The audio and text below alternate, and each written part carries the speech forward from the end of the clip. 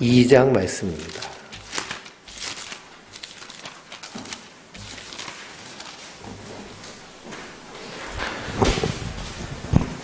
갈라디아서 2장 1절에서 2절을 먼저 한 목소리로 같이 읽겠습니다. 303페이지에 있는 말씀 갈라디아서 2장 1절 2절입니다.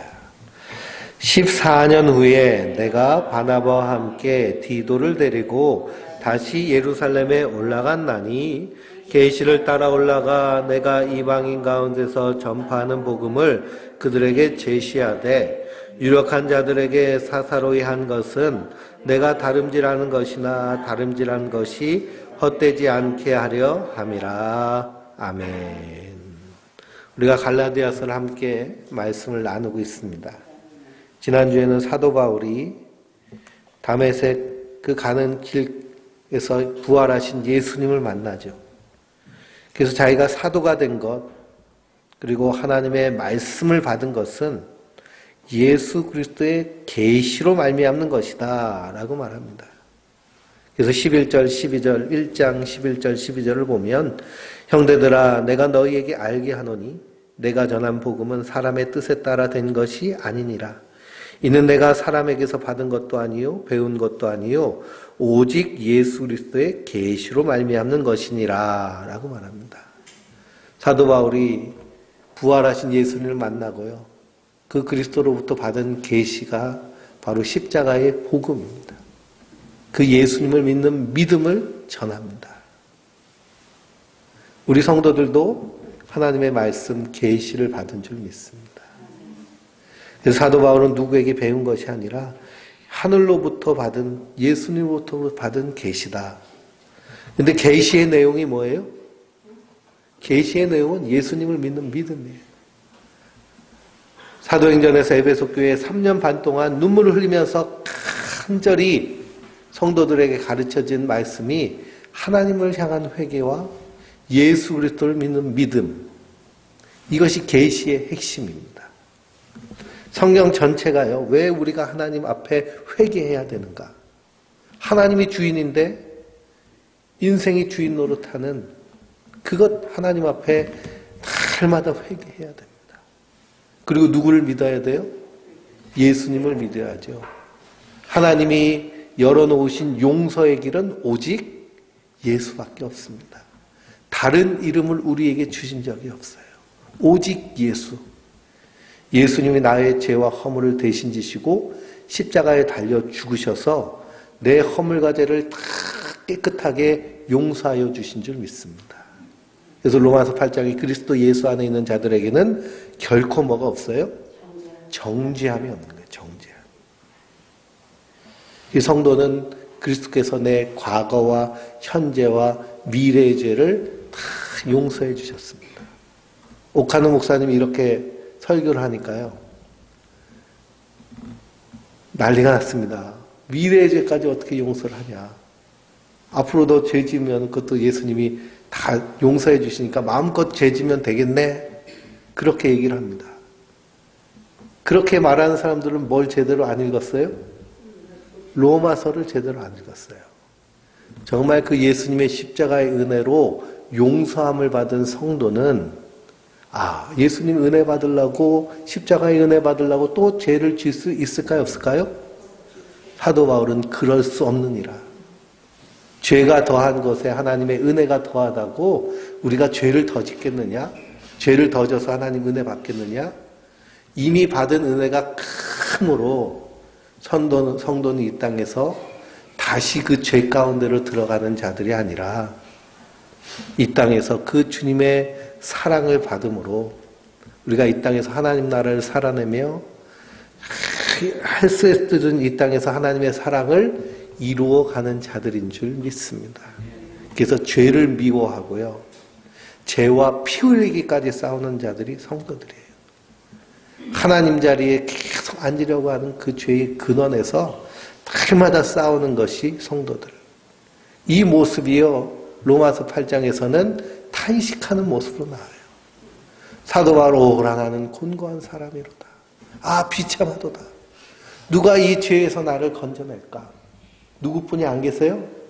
예수님밖에 안 계세요. 그래서 오직 예수, 오직 믿음.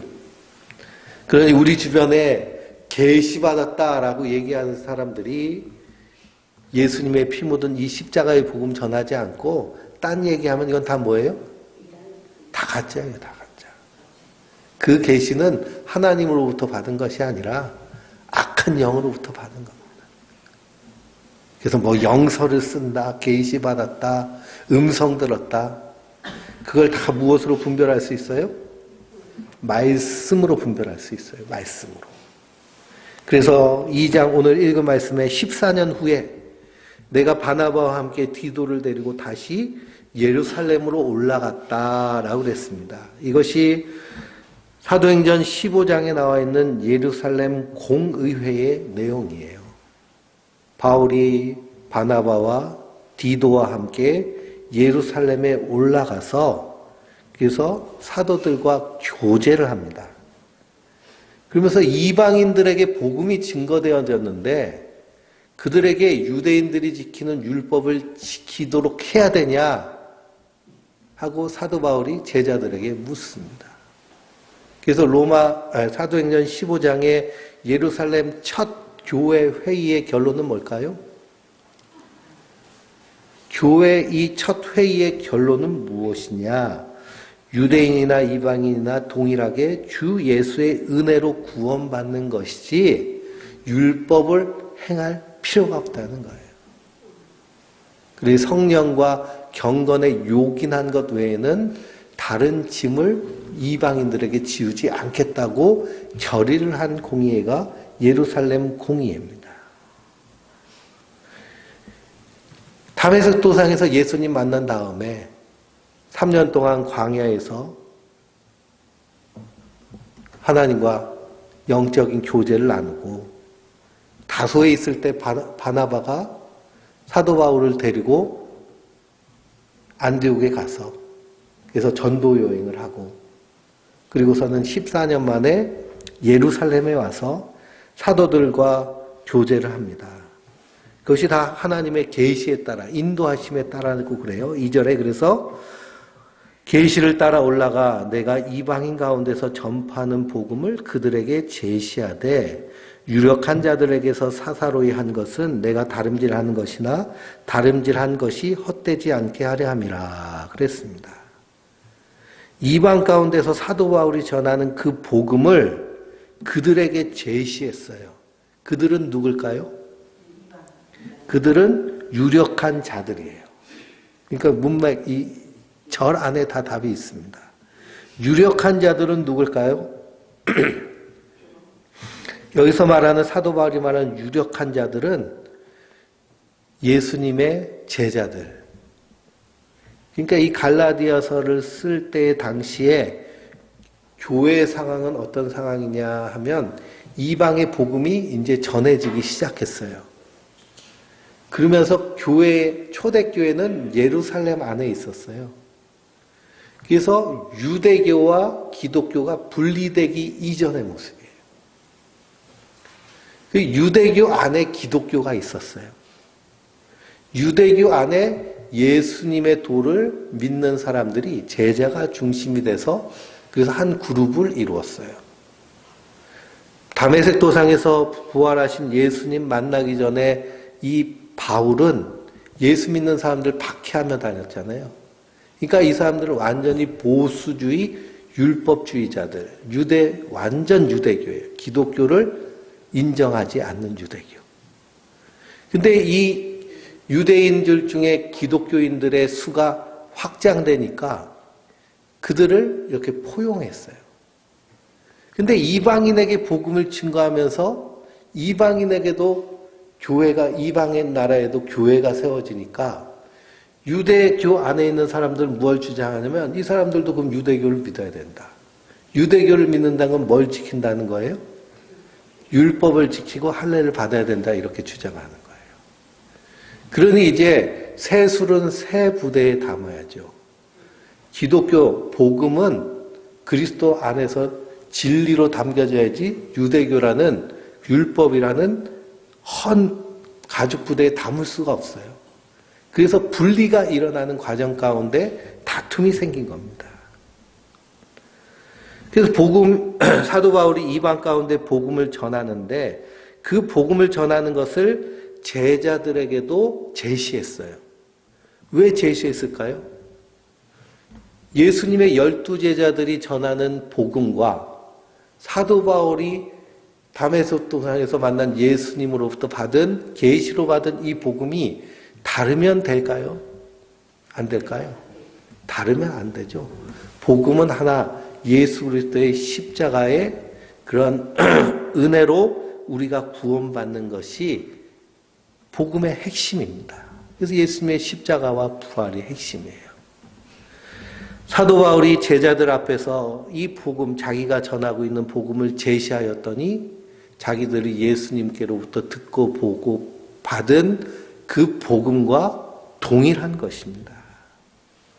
동일하여서 그래서 제자들과 함께 친교의 악수를 나눈 거예요. 그리고 성도는, 교회는 개교회가 아니고요. 사실은 우주적인 교회입니다. 예수님이 머리가 되시고 우리 성도는 다 몸이 되어서 연합한 공동체가 하나님의 교회예요. 교회는 무엇으로 연합할 수 있느냐? 예수 그리스도를 믿는 믿음으로 연합할 수 있습니다. 이 믿음의 내용이 분명하고 정확하고 동일해야 될 줄 믿습니다. 교단마다 추구하는 바가 좀 달라요. 장로교에서는 하나님의 공의를 강조합니다. 그래서 모든 시각이 하나님 편에서 사람을 바라보는 거예요. 감리교는 성화를 얘기하죠. 그러니까 성도의 편에서 하나님을 바라보면 우리가 예수님 바라보고 예수님 따라가는 삶을 살자, 그렇게 얘기합니다. 시각이 다른 거예요. 감리교 안에서 성화 안에 성결만 가지고 나온 것이 성결교회입니다. 그래서 감리교에서 미국에 있는 그 감리교 계통 신학대학원에서 박사학위를 받아도 성결교에서는 인정을 해줘요. 왜냐? 뿌리가 같기 때문에.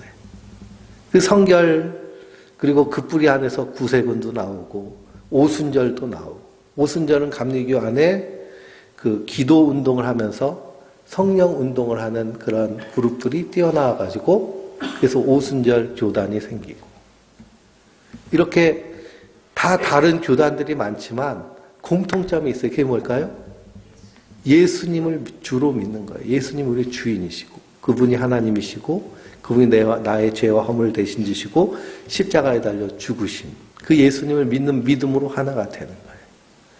그리고 사도 바울이 전한 복음이 제자들이 전한 복음과 동일하기 때문에, 그래서 내가 다름질하는 것이나 다름질한 것이 헛되지 않게 하기 위해서 복음을 증거하는 것은 귀한 거잖아요.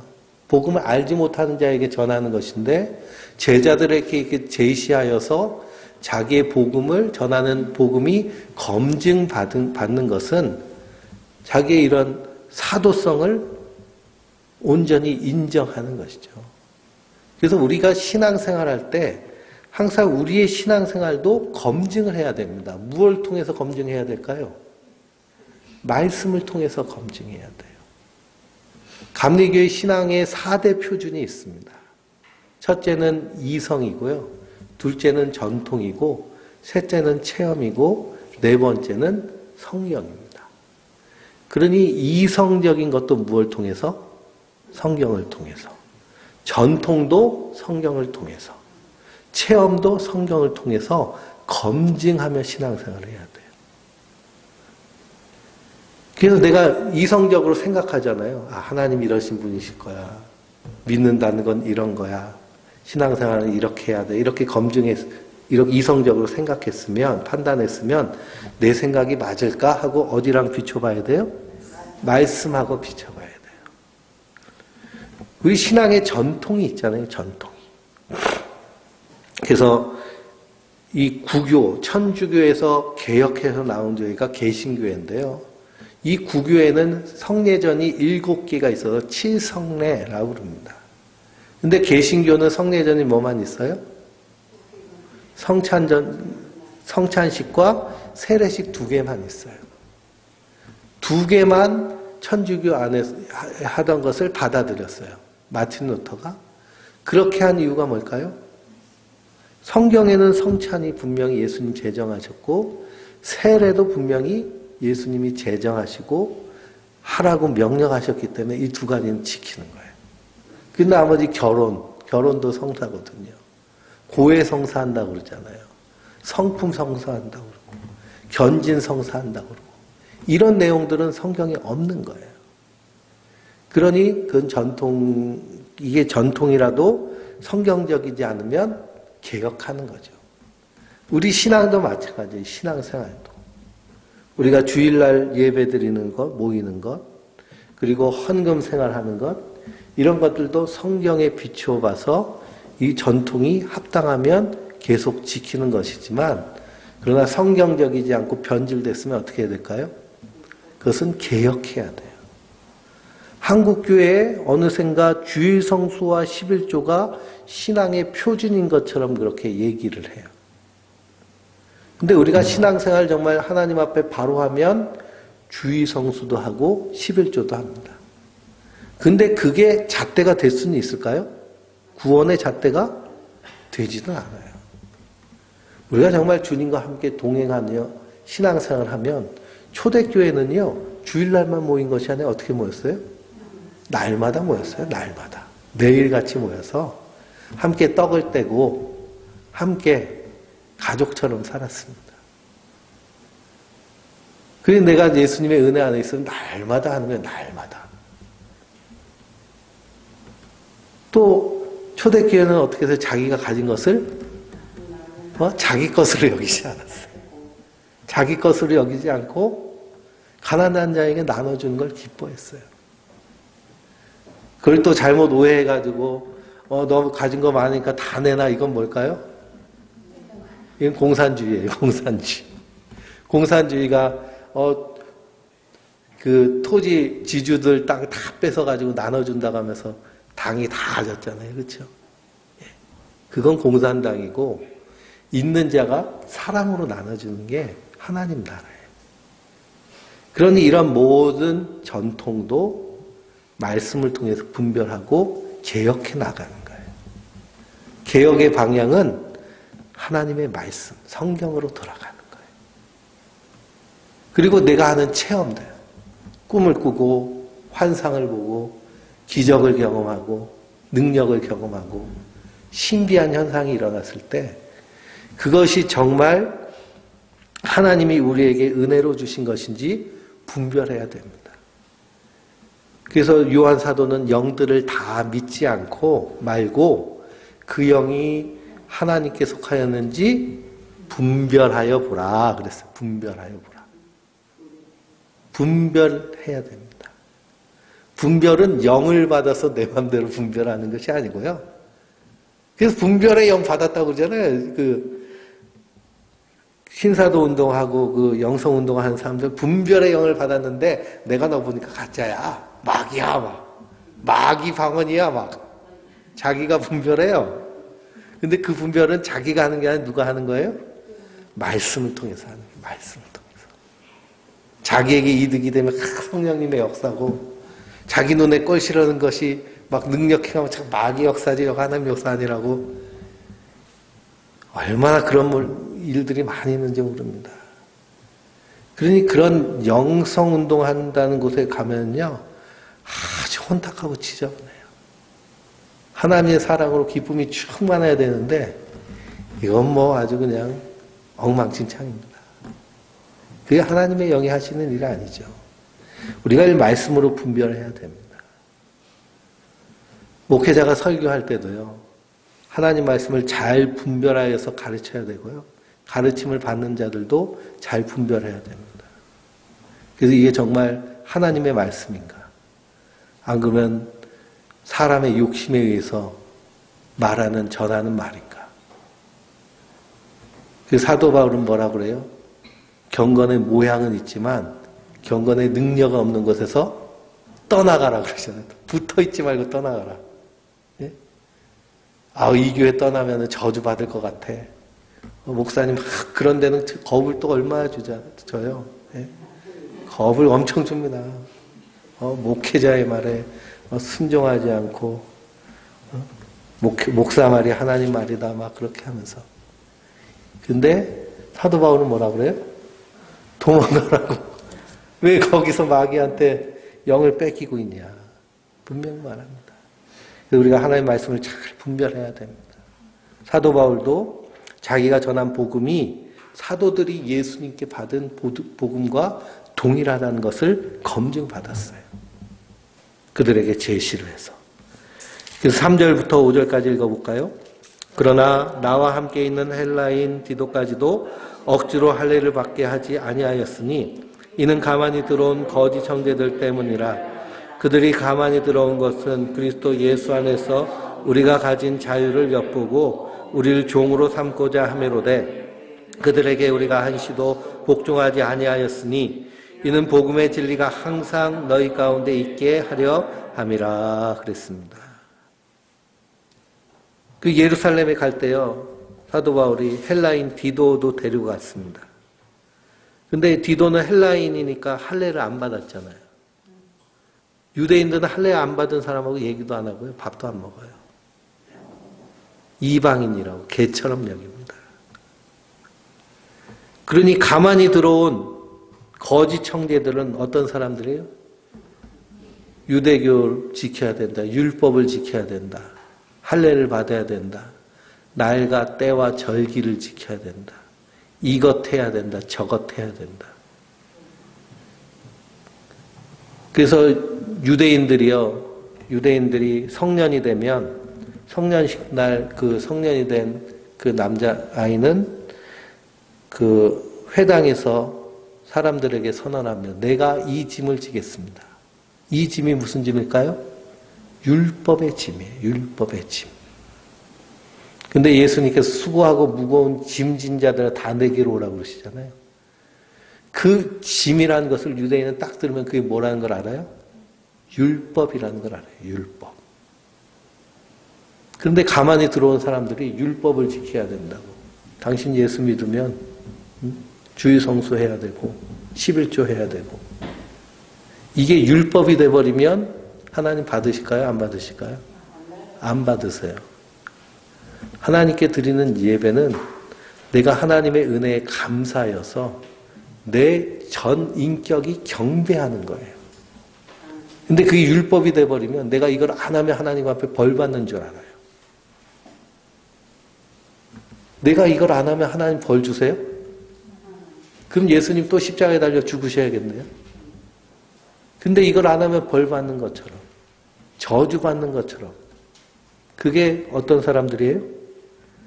가만히 들어온 거짓 형제들이에요. 거짓 교사, 거짓 선지자, 적 그리스도. 이미 왔다는 얘기를 너희가 들었거니와 이미 너희 가운데 있느니라. 그러니 교회 안에도 뭐가 많아요? 거짓 그리스도들이 많아요. 적 그리스도들이 교회 안에.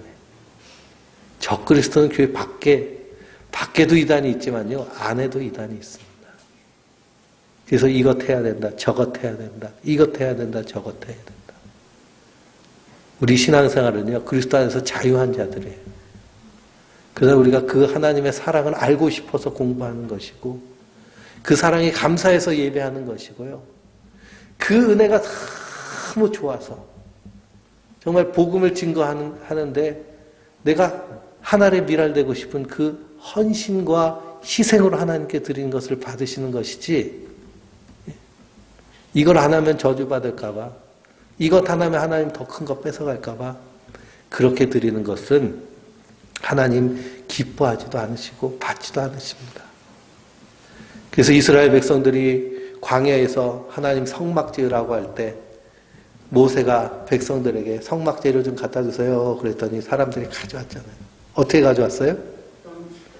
기쁨으로 가져왔어요. 기쁨으로. 기뻐가지고 감사해서. 내가 하나님 성전 짓는데 내가 거기에 하나님께 드릴 것이 있음을 감사함으로. 근데 성전 건축하는데 이렇게 작정 헌금하라고 그러잖아요. 작정 헌금. 그럼 누가 가장 큰 부담을 가질까요? 예? 중직자들 제일 큰 부담. 장로님들. 무거운 짐이. 기쁨이 사라져요. 예. 요즘은 작정도 안 하잖아요. 그냥 은행에서 대출받아서 하는데. 그러면 수십 년 그냥 은행에다가 이자 갖다 줍니다. 그게 누구한테 헌금하는 거예요? 은행에다 헌금하는 거예요. 은행에다. 예. 은행에다 헌금하는 거. 그게 하나님 기뻐하지 않으시죠. 이 율법자들이, 주의자들이 와가지고 그리스도 안에서 우리가 가진 무엇을 보고 자유를 보고 빼앗아서 종 삼고자 하는 거예요. 그러니 율법주의자들이요, 복음 안에서 자유롭게 신앙생활하는 모습을 보면 뭐 하는 것 같지 않게 보여요? 신앙생활 하지 않는 것처럼 보여요. 우리가 그런 게 있잖아요. 그렇죠? 공부를 하는 것도 공부하는 것은 참 폼이 좀 나야 되고, 예? 신앙생활 하는 것도 좀 폼이 나야 되고. 그러다 보니까 교회도 이렇게 조그만 교회 가면 신앙생활 하는 것 같지 않고, 교회 가면 멋들어지게 커가지고 수백 명, 수천 명, 수만 명 모여가지고 박수 치면서 열광적으로 예배하면 뭔가 예배 드리는 것 같고, 그럼 거기서 드린 예배는 하나님 받으시고 골방에서 혼자 드리는 기도는 하나님 안 받으시나요? 성경은 뭐라고 말씀하세요? 너희 기도할 때 어디서 기도하라고 그래요? 골방에서 하라고 그러세요. 은밀한 중에 들으시는 하나님께 아뢰라고 그래요. 근데 막 멋들어진 데서 막 모여가지고 뭐 있는 것처럼 보이거든요.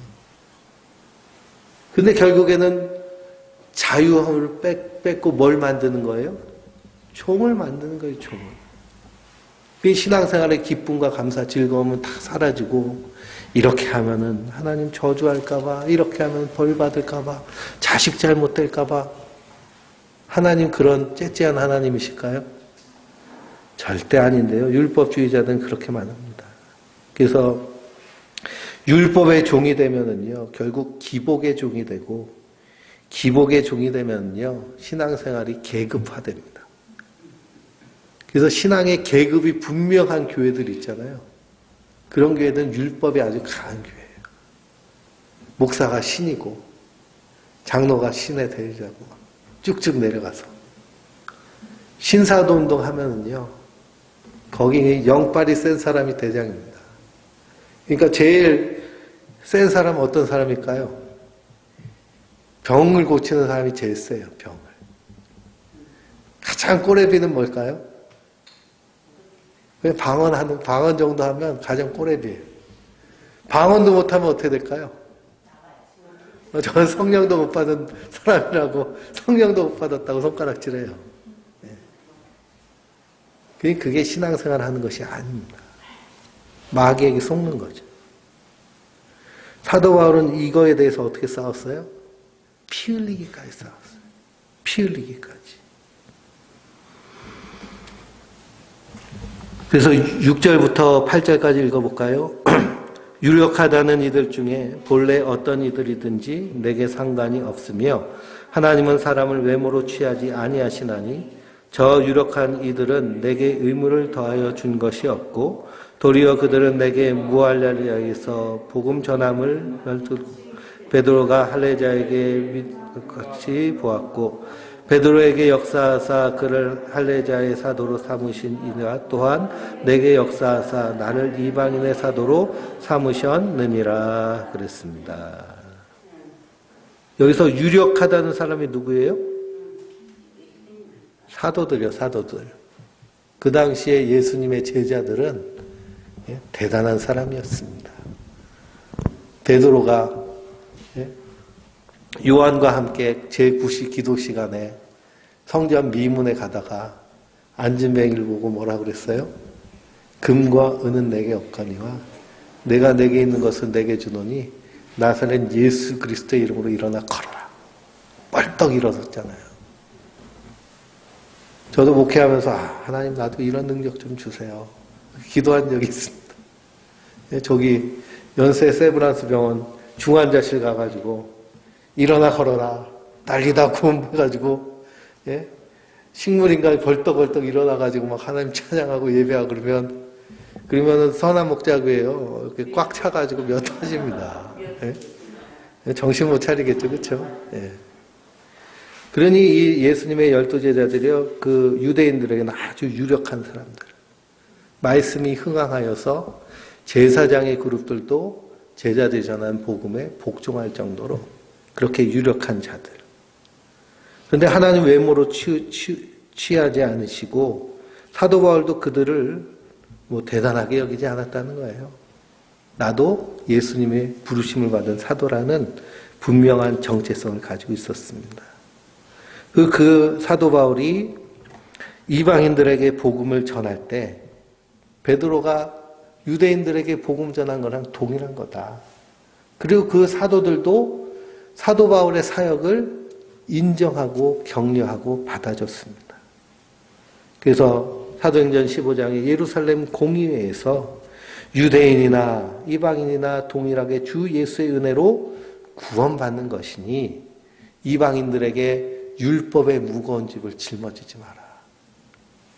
오직 목매어 달린 거나 그런 것들 피째 먹지 말고 그런 것들만 조심하고 성령과 이 요긴한 것들, 우리가 기도하고 신앙생활하는 요긴한 것들 외에는 다른 짐을 너희에게 지우지 않겠다 그래요.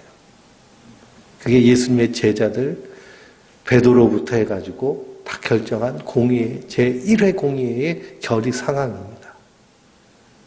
근데 와가지고 지금도 초대교회 제1회 예루살렘 공의회는 성경에 기록되어 있잖아요. 사도행전에. 근데 와서 율법을 지켜야 된다. 안식일을 지켜야 된다. 이렇게 말하는 사람들이 많아요? 적어요? 많아요. 많아. 그러면 지키려면 또 어떻게 지켜야 될까요? 율법은요. 613가지의 해라 하지 말라는 율법을 정확하게 다 지켜야 됩니다. 안 그럼 지키는 게 아니에요. 저 안식교 안상홍 중인회는 안식일을 지켜야 된다고 그래요. 안식일을 지키려면 어떻게 지켜야 될까요? 네? 안식일을 지키면 제대로 지켜야 돼요. 근데 안식일날 자기들 모여가지고 집회하면서 밥 먹고 다 하잖아요. 안식일날 밥 먹으면 돼요, 안 돼요? 밥 먹으면 안 되죠. 근데 다들 자기들 안식일날 모여가지고 집회하고서는 점심 때 국 끓여 먹고 밥 끓여 먹고 해요. 그 안식일 지키는 게 아니죠. 그 사람들은 절기 중에 6월절을 제일 중요한 절기로 지킵니다. 그럼 6월절날 어떻게 해야 돼요? 6월절날 양 잡아 먹어야죠. 양 잡고 쓴나물 먹어야 되잖아요. 양을 어떻게 잡아야 돼요? 흠없는 양을 골라가지고 불에 구워서 뼈를 꺾지 않고 다 먹어야 됩니다. 근데 양 잡아 먹어요? 예? 뭐 하냐면 성찬식이에요. 성찬식. 성찬식은 누가 제정하셨어요? 예수님이 제정하셨어요. 근데 예수도 안 믿는 사람들이 왜 성찬식을 해요? 그리고 율법을 지키려면요. 이스라엘의 제사법을 다 지켜야죠. 성막을 짓고 그리고 상번제를 드려야 돼요. 상번제는 뭘까요? 아침 저녁으로 양 잡아야 돼요. 양과 염소를. 제사장. 그래서 성막은요. 동물의 그 피와 울음소리를 가득한 곳이 성막입니다. 근데 안식일 6월절 지킨다고 그러면서 양 잡나요? 닭도 안 잡죠. 그러니 엉망으로 지키는 겁니다. 그 율법주의자들 율법을 제대로 지키면 그 율법 자체를 지키는 거죠. 그렇지 않은 거예요. 그게 완전히 거짓 교사, 거짓 선지자들입니다. 이들에게서 어떻게 하라고 그래요? 떠나가라. 예. 상대할 필요도 없다는 거죠. 그래서 사도 예수님의 제자들 베드로도 유대인이나 이방인이나 예수 믿으면 구원받는 것이지 딴 짐질 필요가 없다. 그렇게 결정을 합니다. 그래서 9절에 또 기둥같이 여기는 야고보와 게바와 요한도 내게 주신 은혜를 알므로 나와 게바에게 친교의 약속을 하였으니 우리는 이방인에게로 그들은 할례자에게로 가게 하려 함이라 그랬습니다. 같은 복음 안에서요 교제가 일어나는 거예요. 서로 경쟁하고 다투지 않아요. 바울과 바나바는 이방인에게로 가고 베드로와 요한은 유대인들에게도 가서 복음을 전합니다. 10절 말씀에 다만 우리에게 가난한 자들을 기억하도록 부탁하였으니 이것은 나도 본래부터 힘써 행하여 왔노라 그랬습니다. 그러니 예루살렘 교회 기근이 들어서 성도들이 굶게 생겼으니까 온 그 마케도니아와 갈라디아 지역을 다니면서 사도 바울이 그들의 후원금을 가지고 예루살렘으로 가잖아요. 그래서 그들을 돕습니다. 우리 11절부터 16절까지 읽어볼까요? 게바가 안디옥에 이르렀을 때에 책망받을 일이 있기로 내가 그를 대면하여 책망하였노라. 야고보에게서 온 어떤 이들이 이르기 전에 게바가 이방인과 함께 먹다가 그들이 오매 그가 할례자들을 두려워하여 떠나 물러가매 남은 유대인들도 그와 같이 외식함으로 바나바도 그들의 외식에 유혹되었느니라. 그러므로 나는 그들이 복음의 진리를 따라 바르게 행하지 아니함을 보고 모은 자 앞에서 게바에게 이르되 내가 유대인에게서 이방인을 따르고 이방인답게 살지 아니하면서 어찌하여 억지로 이방인들을 유대인답게 살게 하려느냐 하였노라. 우리는 본래 유대인이요 이방 죄인이 아니로되 사람이 의롭게 되는 것은 율법의 행위로 말미암이 아니요 오직 예수 그리스도를 믿음으로 말미암은 줄 알므로 우리도 그리스도 예수를 만나니 이는 우리가 율법의 행위로서가 아니요 예수를 믿는 믿음으로써 의롭다함을 얻으려 함이라. 율법의 행위로서 의롭다함을 얻을 육체가 없느니라. 아멘. 그러니 사도 바울이 누구를 책망해요? 게바를 책망합니다. 게바가 누구예요? 게바가 베드로입니다. 베드로. 그래서 게바는 반석이라는 뜻이거든요. 반석. 베드로를 책망해요. 왜 책망하느냐? 이방인들과 함께 밥을 먹어요. 식사를 해요. 복음의 교제를 했겠죠. 근데 유대인들이 오니까 어떻게 해요? 도망갔어요. 책망받을까 봐. 그러니까 이방인들하고 식사한 것이 지금 떳떳해요? 떳떳하지 않아요? 떳떳하지 않으니까 피한 거예요. 근데 율법의 행위가 아닌 믿음으로 구원받았는데 그래서 믿음으로 이방인들과 교제하며 복음을 전하며 식사한 거잖아요. 그러면 이 행위에 대해서 당당할 필요가 있어요? 없어요? 당당해야 됩니다. 근데 율법주의자들 와서 왜 당신 이방인하고 식사했냐고 하는 그 얘기 듣기 싫어서 외식하는 겁니다. 베드로가 그러니까 누구 따라해요? 거기 있던 유대인들도 따라하고 바나바도 거기에 유혹받는 겁니다. 그러니 복음을 전하면서 이방인들과 교제하면서 유대인들 눈치를 보는 거예요. 누구 눈치 봐야 되는데? 하나님 눈치 보면서 복음 전해야 되는데 사람 눈치 보면서 복음을 전하는 겁니다. 거기에 대해서 책망하는 거예요. 그리스도인은 자유한 자들이에요. 어디서든지 떳떳하고 담대하게 복음을 전합니다. 성도는 꺼리낄 것이 없어요.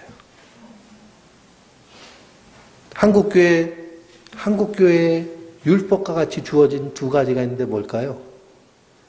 술과 담배입니다. 술과 담배.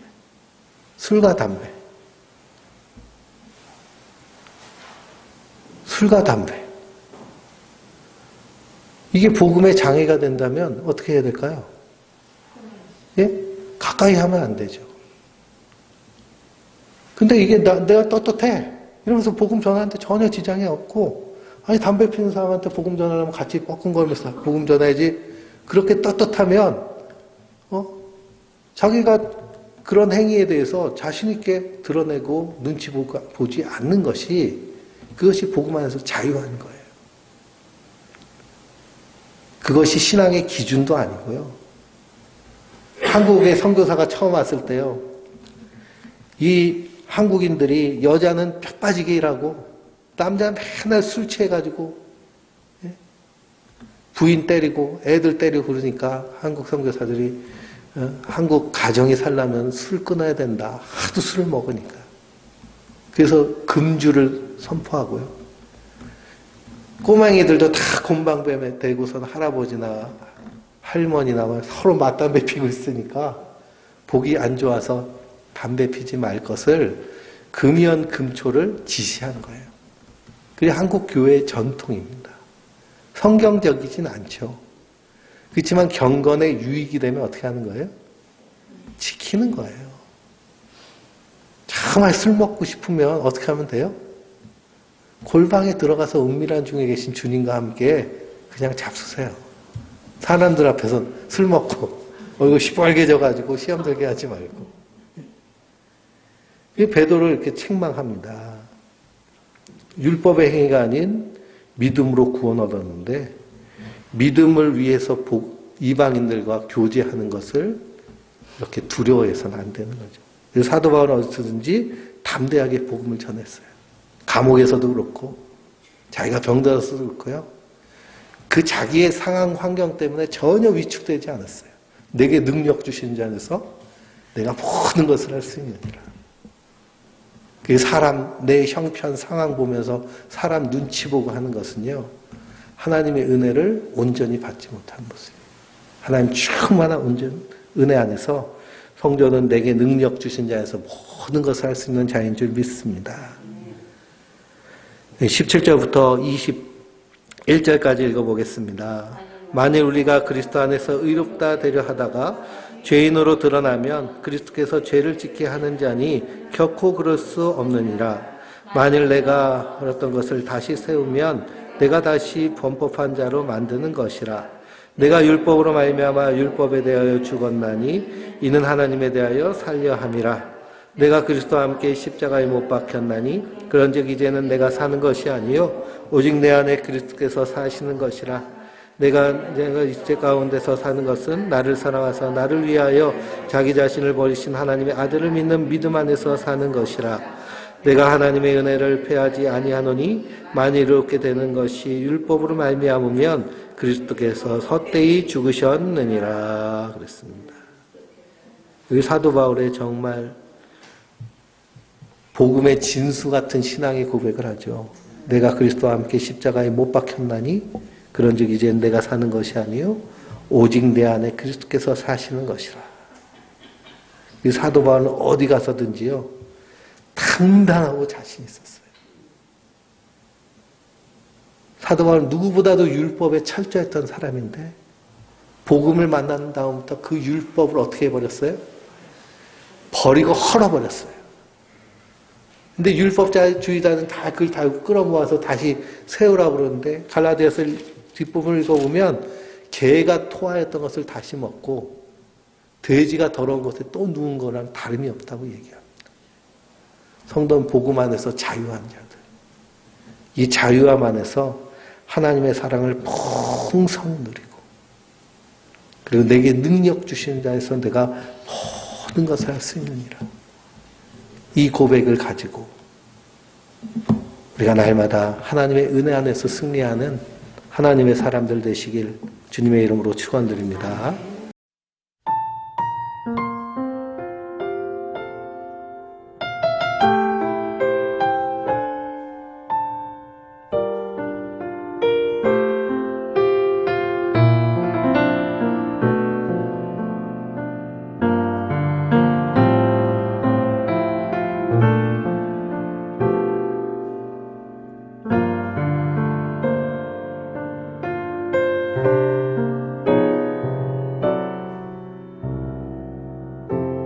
삶의 작은 일에도 그 마음을 알기 원하는 그 길, 그 좁은 길로 가기 원해.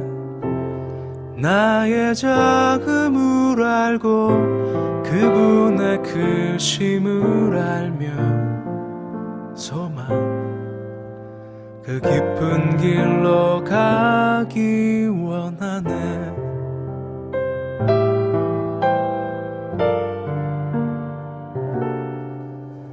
저 높이 솟은 산이 되기보다 여기 오름직한 동산이 되길 내가 아는 길만 비추기보다는 누군가의 길을 비춰준다면 내가 노래하듯이 또 내가 얘기하듯이 살길 난 그렇게 죽기 원하네. 삶의 한 절이라도 그분을 닮기 원하네. 사랑 그 높은 길로 가기 원하네.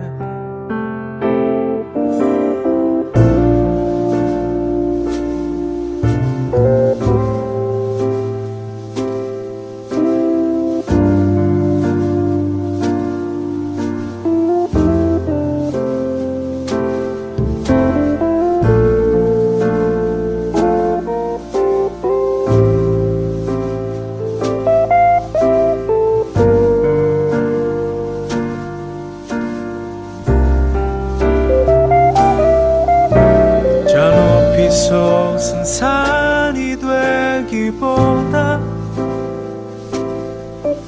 여기 오름직한 동산이 되길 내가 아는 길만 비추기보다는 누군가의 길을 비춰준다면 내가 노래하듯이 또 내가 얘기하듯이 살길 난 그렇게 죽기 원하네. 삶의 한 절이라도 그분을 닮기 원하네. 사랑 그 좁은 길로 가기 원하네. 그 깊은 길로 가기 원하네.